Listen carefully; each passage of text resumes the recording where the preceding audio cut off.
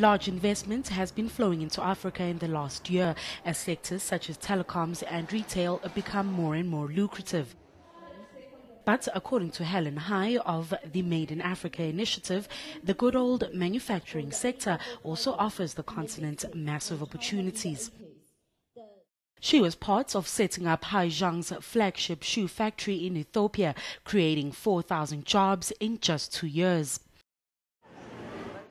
Although Africa mostly only manufactures, Hai says this will build the industry.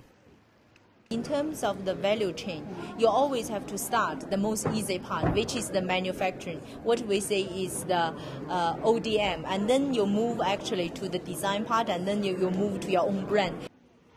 So why Ethiopia? In the case of Ethiopia, the comparative advantage is competitive labor and also the competitive utility price. But in the case of Rwanda, as a landlocked country and not enough abandoned labor like Ethiopia, what we are targeting here actually is targeting middle-higher brand, but started with their basic product. Hai says Africa as a whole should develop its manufacturing sector for job creation. What Africa need the most, they need jobs. They don't need, just some big infrastructure project, create some big money or something. And just why did they decide to invest in Africa's manufacturing sector? We didn't choose here. We were picked by African leaders, and that's why we're in the continent.